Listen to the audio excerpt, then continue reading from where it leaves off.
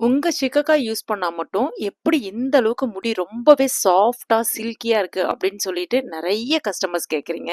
அதற்கு மிக முக்கிய காரணம் ரொம்ப சிம்பிள்ங்க. தரமான சிகக்காய், பூந்தி கொட்டை, வெந்தயம், பச்சைப்பயிறு, ரோஸ்மரி இலைகள், நாட்டு செம்பருத்தி இலைகள், நாட்டு செம்பருத்தி பூ, பூலாங்கிழங்கு இந்த மாரி 32க்கு மேற்பட்ட மூலிகைகள்லாம் சேர்த்து அப்பப்ப ஃப்ரெஷ் பேட்சா நம்ம ரெடி பண்ணி குடுக்கறதுனால தான் நம்மளுடைய சிகக்காய் அப்படி திறக்கும் பொழுது அவ்ளோ ஒரு வாசனையா இருக்கு.